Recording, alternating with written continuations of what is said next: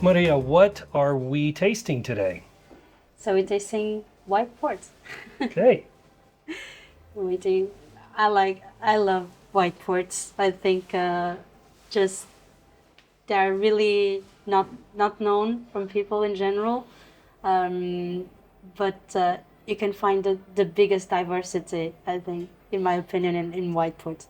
You can have it dry, you can have it sweet, you can have it very dry, you can have it very sweet. We can have it young, a little bit aged, or very aged, like what you've tasted, the 1927. Yeah. So I think for me, it really reflects this infinity of possibilities that ports uh, can offer. So, um, Can you remind us of what a white port is? What sets it apart from a tawny or a ruby? um, that's probably the easiest answer I can give you. It's white grapes versus red grapes. Perfect. That's right where we're at on this channel. So nice and It's simple. definitely exclusively white grapes, which is not necessarily the case of a tawny. A tawny starts as a red wine, but eventually there might be, when it comes older, there might be old whites in the blend, because you can realize a white after some time becomes a tawny. Tawny is about the color, so nothing wrong. Of course, I'm not telling you that tawny is a mix of white and red. That's not true. But there might be old whites in the old blends of tawnies.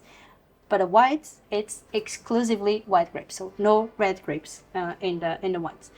For me, it's a very special category because it's a specialty of the small producers. When I started with port, I knew, or I thought I knew 20. Then I discovered the English port, the ruby, and I like it very much because I like red wine. And then whites, and I was very suspicious, like everybody, everybody that never heard about white port. By the way, 90% of the people don't even know there is white port, like never heard of it. Um, so when I discovered port, I've discovered the white ports, and for me it was amazing. It was amazing. Um, can get the same complexity because they can actually age as well as a tawny. I always find a bit more elegance. So, and of course, from producer to producer, it's different. They have different size of barrels, different grapes, different blends. So yeah, the aged white ports, it was a fight of the smaller producers because before 2007, white could be only white or old white, whatever old would mean. But there was no classification, just like the 20, like 10, 20, 30, 40. And why the white ports? Because why the white ports and why the small producers specifically? Because port for centuries has been a red. So, and the small producers here, they could not produce their wine. Well, they could produce it, they could not call it port and actually sell it as port before 1986. So before 1986, the only choice they had was to sell their production or their stocks to the bigger houses in Gaia. But the bigger houses were not interested in whites, so they were just left with a lot of stock of old whites, right? And at some point, some producers realized we need to do something with this because the wines are there, because they're old, and because they are amazing. So there was a fight from smaller producers, smaller companies. Santa Eufemia was actually in the beginning of that fight with Andresen, um, and yeah, so the whites could have the same rights as the tawnies, and that's nowadays probably the only competitive advantage the small producers have on the compared to the big houses because they actually have the stocks. And aged white porter is becoming a thing because when you taste it, it's just you can tell how special it is. Yeah, when upon moving here and realizing there was much more to port than I ever knew, the biggest part of that discovery moment was aged white ports. Yeah. They're just, they're so incredible. They're so unique. while they share many characteristics with other ports, they're so different. And I think they showcase the wonder of barrel aging better than, not that they're better wines, they taste better, but you actually get an understanding better of the aging process. So these wines, are these 10 years? Yeah. So this is what it looks like going into the barrel or close to it. And after 10 years, that's what it looks like. So that is the colors of aging right there. Yeah. And all the magic that happens in the barrels. Same reason that Scotch lovers love Scotch, bourbon drinkers love bourbon. It's that wonder of barrel aging, and the whites showcase that, I think, the best. So that's something that we do a lot here at Lado, which is the horizontal tasting. Oh, okay. Same age, different producers. We also do vertical, like different ages, but same producer.